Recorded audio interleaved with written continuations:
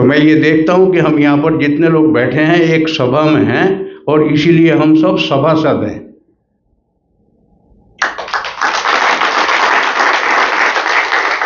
इसका अर्थ क्या हुआ कि हम केवल अपने राष्ट्र के कल्याण के लिए चिंतन करने के लिए कुछ समय के लिए यहाँ बैठे हैं। हमको बड़ी आधारभूत बातें ही करनी है, हमको डाली पत्ते की बात करने की आवश्यकता क्या है। बार बार अश्विनी जी ने जो एक बात बताई है, उस सारी बात का अगर निचोड़ निकल के मिलता है तो एक ही मिलता है जिसको कहते हैं ना अन्य पंथा। एक ही रास्ता है। क्या रास्ता है? कि हम किसी भी प्रकार से अपने इस प्रजातांत्रिक देश के अंदर अपनी इच्छाओं की अनुरूप एक शासन की व्यवस्था कर सकें।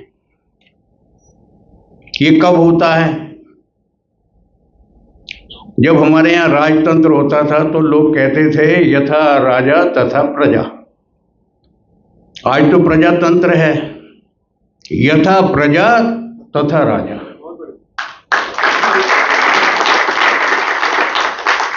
तो क्या वास्तव में एक जिम्मेदार प्रजा जैसा आचरण हम लोगों का है? हम रोते बहुत हैं, चीखते बहुत हैं, लेकिन क्या मात्र रोने चीखने से जो चिकित्सक हमको ऑपरेशन की टेबल पर ले गया है वो हमारे रोने चीखने को देखता है या हमारे रोग को देखने की चेष्टा करता है? परिवार के लोग कहते हैं डॉक्टर साहब बड़ा रो रहा है, आप ये कर रहे हो, ये बड़ी तकलीफ होगी, वो उनकी सुनता नहीं है।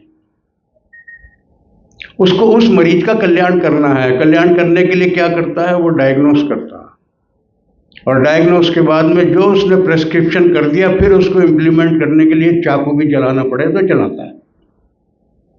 घर के लोगों को क्या बोलता है? आप बाहर बैठो, क्योंकि आप देख नहीं पाओगे, इसको चाकू लगेगा। ये विषय क्या है? ये साधारण से विषय हमको क्या बताते हैं? आपने जितनी भी बात की है अश्विनी जी ने, एक प्रकार से ये मूल में भूल का सारा विवरण है। जब मूल में भूल होगी तो वृक्ष में फल कैसे आएंगे? और हम लोग डाली पत्ते की बात करें, केवल पत्तों को सींचते रहें तो क्या कभी भी वृक्ष हरा भरा हो जाएगा? धुल के थोड़ा सा हरा तो लगेगा लेकिन भरा नहीं होगा। तो भरा जब होगा जब केवल हम उसकी जड़ों को सींचेंगे। आपने सबसे पहले एक बात सुंदर जो कही कि सनातन धर्म की बात कर रहे हैं। बार बार हम सनातन सनातन शब्द जब बोलते हैं, हम सभी भी भ्रमित हैं, आप भी और मैं भी, हम सब भ्रम के शिकार हैं। क्या बोलते हैं? कहीं पर एक मंदिर बना है, उसमें कोई देवालय में प्रतिमा है, जो व्यक्ति उसको पूज रहा है वो सनातन नहीं है। क्या सनातन की ये परिभाषा है? क्या मूर्ति पूजा और मूर्ति पूजा का विरोध यही सनातन की परिभाषा करता है? बंधुओं, किसी भी समाज के अंदर कुछ हमारी पुरातन मान्यताएं होती हैं। समाज जैसे जैसे विकसित होता है उसमें नूतन मान्यताएं रोज नई जन्म लेती हैं, और जब नूतन मान्यताएं जन्म लेती हैं वो पुरातन के रिप्लेस करती हैं। तो नूतन आती रहती हैं, पुरातन समाप्त होती रहती हैं।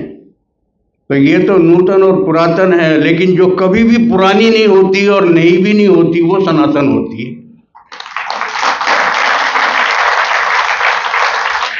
इसका अर्थ क्या हुआ? सनातन तो उस समय से है जिस समय से ईश्वर ने मनुष्य मात्र की, प्राणी मात्र के रूप, प्राणियों में सर्वश्रेष्ठ योनि में मनुष्य मात्र की उत्पत्ति की। और मनुष्य मात्र की जब उत्पत्ति की तो उसके लिए कोई कोड ऑफ कंडक्ट भी बनाई होगी। एक छोटी से छोटी अगर आप कोई घर में गैजेट लाएं तो उसमें एक यूजर्स मैन्युअल आता है। ये यूजर्स मैन्युअल है, इसके हिसाब से इसका उपयोग करेंगे तो ये बहुत अच्छी सर्विस आपको देगी। मनुष्य बनाया तो क्या ईश्वर ने यूजर मैन्युअल नहीं बनाई? बनाई है, जिसको हम वेद का नाम देते हैं। बार बार अश्विनी जी ने उसकी चर्चा की है। इसका अर्थ क्या हुआ? जो ईश्वरीय आज्ञा है, जो ईश्वर का बनाया हुआ है, वही धर्म है जो मनुष्य मात्र के लिए है, वही सनातन है।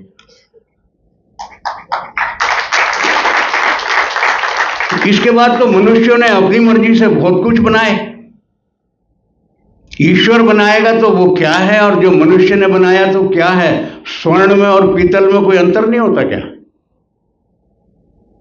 तो स्वर्ण तो वो है जो ईश्वर ने बनाया, और जो ईश्वर ने बनाया मातृ बंधु और धर्म भी वही होता है। बाकी तो मनुष्यों ने बनाए तो उनके मत होते हैं, और जब मत होते हैं तो मतांतर भी होते हैं, क्योंकि मुंडे मुंडे मतिर भिन्ना। आप जितने लोग बैठे हैं किसी एक विषय पर चर्चा करें, आप सब अपनी अपनी अलग अलग राय देंगे, एक ही उद्देश्य के लिए देंगे। तो क्या हुआ? ये मत एक नहीं हो गया। कोशिश क्या करते हैं? हम सभा हैं तो हम सहमति बनाने का प्रयास करते हैं, और जब एक बार सहमति बन जाती है तो उस सहमति के बाद फिर किसी की प्रतिष्ठा का प्रश्न नहीं रहता कि मेरी ये इच्छा नहीं थी। एक निर्णय हो गया एक मत से, सहमति से, तो वो हमारे लिए नियम होता है, वो हमारा कानून होता है। आज जो मूल में भूल है उसकी सबसे बड़ा जो अंतर उन्होंने एक उदाहरण बताया। हमारे देश के अंदर एक प्रजातांत्रिक देश होने के नाते संविधान है। संविधान किसने बनाया? हमारे ही लोगों ने बनाया।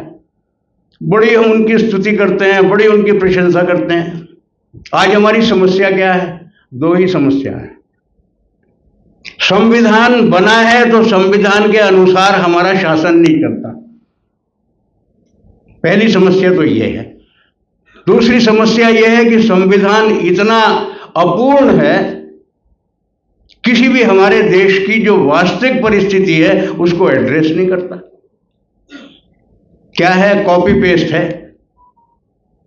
जो हमको पहले गुलाम बना के छोड़ के गए हैं, हमारे लिए कानून बनाए थे गुलामों के लिए। हमारे यहां पर ऐसे लोग शासक उस समय बने जो उन्हीं लोगों के एक प्रकार से एक्सटेंशन थे। मैं ये कहूं कि वो उन्हीं की संतान थे तो कोई और उसमें अतिशयोक्ति नहीं।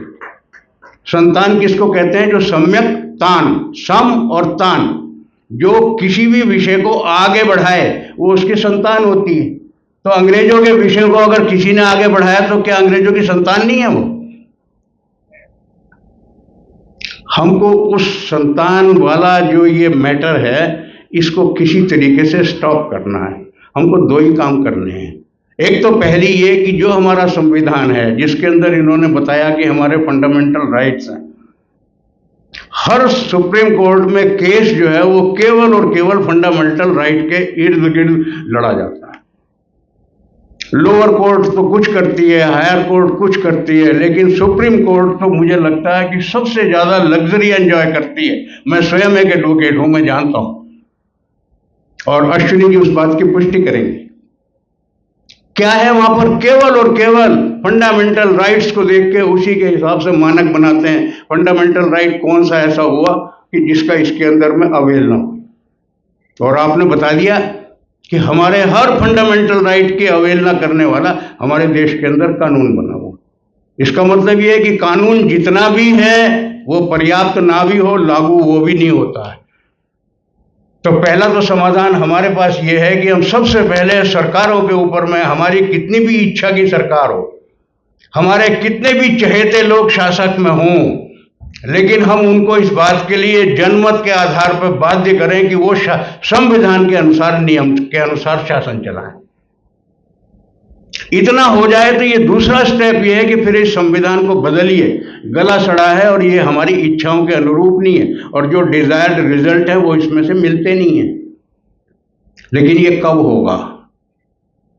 जब हम वास्तव में समाज के अंदर रहने वाले नागरिक के रूप में अपने दायित्व का निर्वहन करेंगे, अपने हृदय के अंदर एक तड़प रखेंगे, और तड़प रख के इस बात को समझें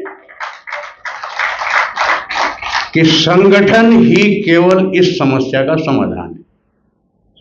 लेकिन होता क्या है, मजाक में कहूं तो संगठन का मतलब तो कहते हैं इकट्ठा होना, और आज स्थिति क्या है कि हम एक ही संघ में एक दूसरे के साथ ठनते रहते हैं। आप और मैं बैठे हैं, कोई बात पर ठन जाएगी, अब उसको क्या संगठन कहेंगे? पर ठन तो रहे हैं। बंधुओं, संगठन का अर्थ ये नहीं है। संगठन तो ये है कि बिल्कुल समान रूप से सोचें, समान रूप से विचार करें, समान रूप से आचरण करें, और समान गति से एक दिशा की ओर सम्यक दृष्टि से चलें, तो वो संगठन होता है। और जितने मैंने वेदों की नाम लिया है, वेदों के अंदर में सबसे अंतन में ऋग्वेद के एक संगठन सूक्त है। उस संगठन सूक्त के अंदर 4 मंत्र हैं। वो मंत्र केवल इसी बात की चर्चा करते हैं। सीमित समय है इसलिए मैं उसकी ज्यादा चर्चा नहीं करूंगा। जरा पानी का गिलास देना। ये ठीक है क्या? ठीक है।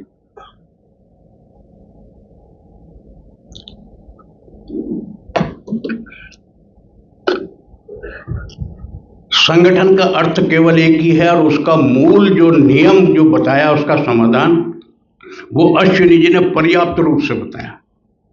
हमारे यहाँ वेदों में जाति व्यवस्था नहीं थी। मैं बात फिर मूल वेद पे आता हूं। जाति व्यवस्था नहीं थी तो क्या था? वर्ण व्यवस्था थी। और उसमें भी क्या कहा गया था कि जन्मना जायते शूद्र। शूद्र का अर्थ कोई क्षुद्र नहीं होता है। क्षुद्र का मतलब है इनसिग्निफिकेंट, और शूद्र क्या है? वो वर्ण है। और किसका वर्ण है? आर्यों का वर्ण है। अरे आर्य जाति के ही अगर 4 वर्ण है तो उसमें कौन छोटा बड़ा हो सकता है? बराबर सम्मान के अधिकारी हैं। हम समाज के अंदर कोई भी काम करते होंगे तो क्या हम उसमें काम को बांटते नहीं हैं? काम को बांटते हैं। और काम को बांटने के बाद में क्या करते हैं? जो जो काम बटा है सम्यक रूप से सिंक्रोनाइज करके उस समाज को चलाते हैं। यही वर्ण व्यवस्था है। और इस संगठन का सबसे बड़ा जो उदाहरण अगर है तो आप और अपना, मेरा और आपका शरीर देखिए ना। हमारे सबके शरीर एक जैसे हैं, लेकिन क्या आकृति हमारी एक जैसी है? सबकी अलग अलग है। क्या हमारी सोच एक जैसी है? सबकी अलग अलग होती है। लक्ष्य हमारे एक हो सकते हैं, लेकिन कार्य करने की शैली भिन्न भिन्न होती है। लेकिन उसके बावजूद भी शरीर की रचना को देखिए। सबसे पहले मेरे सिर के ऊपर में एक शरीर में मस्तिष्क है। ये मेरा सिर जो है ये क्या काम करता है? सिर्फ बोलने का काम करता है या सोचने का काम करता है? इससे अतिरिक्त तो कुछ नहीं करता। और हमने इसी के ऊपर में जो अपनी ज्ञानेंद्रियां हैं उनको सप्तऋषि की संज्ञा दी। सप्तऋषि हम सबके पास हैं, लेकिन ये शरीर कितना काम करता है? केवल सोचने का काम करता है, ज्ञान का अर्जन करता है और ज्ञान का विसर्जन करता है। इसीलिए हमने इसको ब्राह्मण की वो दी है उपाधि। इस सारे शरीर का रक्षण कौन करता है? ये मेरी भुजाएं करती हैं। इनके अंदर पर्याप्त शक्ति है संपूर्ण शरीर के संरक्षण की, इसलिए इसको क्षत्रिय कहा। सारा कुछ जो मैंने अपने मुख से लिया, उदर में लिया, उदर को ले जाके उसको कौन पचाता है? पचाने के बाद में उसको सारे शरीर के अंदर रक्त के रूप में कौन भेजता है? जितना उसके अंदर में अनावश्यक है उसका विसर्जन करके उत्सर्जन संस्थान में कौन भेजता है? उसको वैश्य कहा। वो हमारा पेट है। लेकिन क्या इन 3 अंगों से मेरे शरीर को श्री प्राप्त होती है?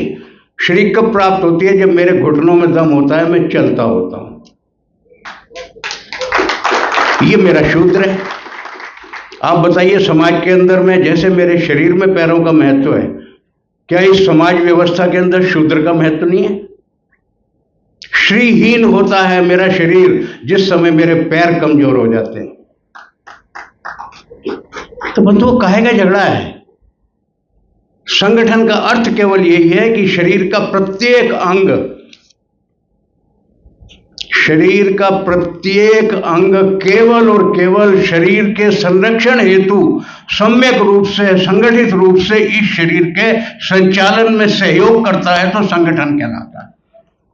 आज हमको यही करना है। प्रजातांत्रिक व्यवस्था है, इसलिए बार बार अश्विनी जी ने एक बात पे जोर दिया कि या तो नेताओं को नोट चाहिए या नेताओं को वोट चाहिए। बंधुओं, जिसको नोट चाहिए वो तो भ्रष्टाचारी है, लेकिन जो नोट देके वोट लेता है उससे बड़ा भ्रष्टाचारी कोई नहीं हो सकता। पर किसको केवल वोट चाहिए ये भी उसकी बाध्यता है। प्रजातंत्र में आप बैलेट से लड़ते हैं, बुलेट से नहीं लड़ते। इसलिए मैं आप लोगों को, प्रबुद्ध लोग हैं, इस बात के लिए विशेष रूप से आग्रह करना चाहता हूं। हम लोग प्रजातंत्र में प्रजातांत्रिक अधिकारों की बात तो करते हैं, प्रजातांत्रिक कर्तव्यों की बात कभी सोचने के लिए हम लोगों को बाध्य होना चाहिए। आज हमारे देश में स्थिति क्या है? जब आम चुनाव होते हैं पता लगता है कि उस क्षेत्र में कितना चुनाव हुआ, 40% लोगों ने वोट किया। जिस देश के अंदर सरकार को बनाने के लिए केवल 40% लोग अपना दायित्व समझते हो और उनके बाद भी जो सरकार आए वो 100% पे शासन करती हो, क्या वो 60% लोग मूर्खों की श्रेणी में नहीं आते? उन्होंने एब्सटेन किया, उसके बावजूद भी एक सरकार के अंडर में काम करने के लिए बाध्य हैं। इससे ज्यादा मूर्खता किसी का प्रमाण अगर दुनिया में कहीं देखने को मिलता है तो मुझे कहीं दूसरा नहीं मिलता। तो मैं सबसे पहले तो अश्विनी जी से इस बात के लिए विशेष रूप से अनुरोध भी करना चाहता हूं, और हो सकता है इन्होंने उसकी पीआईएल की भी हो। इस देश के अंदर हर व्यक्ति को कानून देने की बाध्यता होनी चाहिए, अनिवार्य वोटिंग होना चाहिए। जो व्यक्ति बिना किसी ठोस कारण के वोट देने से कहीं भी जरा भी वो करता है, उसके ऊपर किसी न किसी तरह के पिनल उसके ऊपर में एक्शन होना चाहिए। सरकारी सुविधाएं उसकी वापस होनी चाहिए। जिस व्यक्ति ने शासन बनाने में सहयोग नहीं किया वो शासन से अपेक्षा कैसे कर सकता है? मैं बंधुओं ज्यादा समय नहीं ले सकता, क्योंकि मुझे मालूम है कि मेरे पास आपसे बात करने का अवसर जब मिला है कि जब समय नहीं रह गया है। दूसरा क्या है, भोजन प्रतीक्षा कर रहा है, उसके बीच में जो खड़ा होता है वो खलनायक होता है। तो आपके बीच में खलनायक बनना ये मेरे स्वभाव में भी नहीं है और मेरी इच्छा भी नहीं है। लेकिन मैं दो बात कह के अपनी बात को पूरी करूंगा। संयोजकों की, आयोजकों की भी बड़ी मजबूरी है। आपको ये कह के लाए हैं कि हमको 1 बजे आपको फ्री कर देंगे। मेरे जैसा कोई आदमी 1:05 करे तो आप घड़ी देखेंगे। एक तो आपसे निवेदन है कि घड़ी देखना घड़ी घड़ी बंद कर दीजिए। हम लोग यहाँ पर बड़े गंभीर विषयों के लिए आए हैं, इसलिए 2-4 मिनट बात कर धैर्य से परिचय करके हम लोग समझें। आज जितनी भी बात अश्विनी जी ने कही है, मैं उसका एक वो कह सकता हूँ सिमिली, कि जैसे हमारे यहाँ पे ब्रांडेड मेडिसिन आजकल ये एलोपैथी में बहुत ज़्यादा सजेस्ट होती है, और उसकी तोड़ क्या है? Generic medicine. जो कीमत तो 0 होती है लेकिन सॉल्ट वही होते हैं। लेकिन बनावट कुछ ऐसी प्रैक्टिस है कि कोई भी जेनेरिक मेडिसिन को ना पसंद करता। बार बार उन्होंने बताया अश्विनी जी ने कि कानून बदलने में क्या लागत आती है। कानून बदलना ही जेनेरिक मेडिसिन है।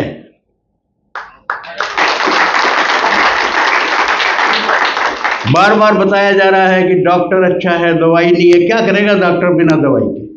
कितना भी अच्छा हो, हाँ डॉक्टर अच्छा ये तो होना चाहिए, उसको ये तो बताओ कि मुझे दवाई कौन सी देनी है।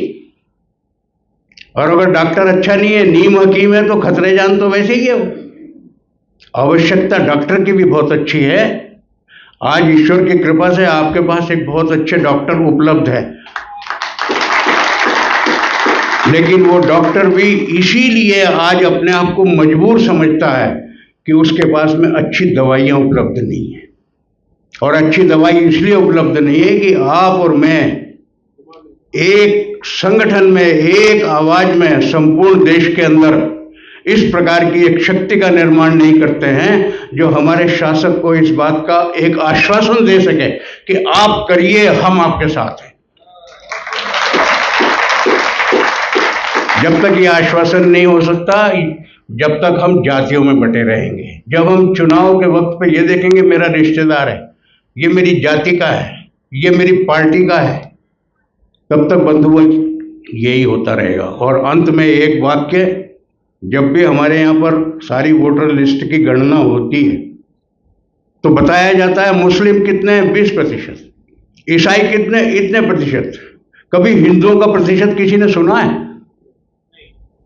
उसमें क्या आएगा? नीतीश कुमार जैसे लोग आएंगे। जाति के आधार पर गणना होनी चाहिए। इसका मतलब अगर बांटना है तो केवल और केवल हिंदू समाज को बांटना है, बाकी सबको इकट्ठा वोट बैंक मानना है।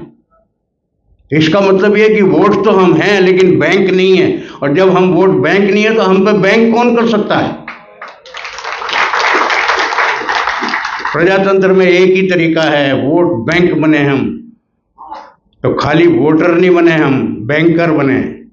और जिसके ऊपर में एक रिजर्व बैंक ऐसा हो जो हमारे शासक के रूप में जो हमारा समुचित उपयोग कर सके, ताकत से समझ सके कि मैंने अगर बड़ा एक सख्त भी कदम लिया तो मुझको फिर भी अगले चुनाव में यही लोग चुनेंगे। और आज तो स्थिति क्या हो रही है, हिंदू समाज के लिए इतने कुछ किए हैं और हिंदू समाज की वोट के लिए आज भी भीख मांगनी पड़ती है। जिस डॉक्टर ने जिस मरीज के लिए सब कुछ कर दिया, वो मरीज उठने के बाद उसको कहता है डॉक्टर साहब आपने तो क्या किया, आपने तो मेरा शरीर खराब कर दिया। बंधुओं, हम उस तरह के गैर जिम्मेदार लोग न बने। और अश्विनी जी का एक प्रशंसा में 2 वाक्य कहूंगा। सुप्रीम कोर्ट में क्या किसी भी कोर्ट में किसी भी अच्छे अटॉर्नी की एक ही क्वालिटी होती है। वो क्या करता है, जो सामने वाली विटनेस है उसके सामने लीडिंग क्वेश्चंस देता है। लीडिंग क्वेश्चंस का मतलब यह है कि जो वकील साहब चाह रहे हैं सवाल का जवाब वही अगर लेना है तो उस विटनेस को इस तरीके से क्रॉस एग्जामिन करो कि अल्टीमेटली वो हाँ में बोलेगा। हाँ वकील साहब, जब वकील साहब ने आपको पूछा तो आप सब लोगों ने हाँ हाँ हाँ करते चले गए आप। ये इनकी कुशलता का प्रमाण है। ये इनके लीडिंग क्वेश्चंस है जिसको अल्टीमेटली आपने एक्नॉलेज किया। और अंत में ये सभा इस निर्णय पर पहुंची है कि हम सबको सामूहिक रूप से संगठित शक्ति का प्रदर्शन करके इस समाज व्यवस्था को ऐसी बनाना है कि प्रजातंत्र के अंदर हमारे ही वोट से हमारी इच्छा के अनुरूप सरकार बने, इसके हम घटक बने। ईश्वर हमको ये शक्ति दे। इसीलिए इस कामना के साथ मैं अपनी वाणी को विराम देता हूँ। ओम शांति।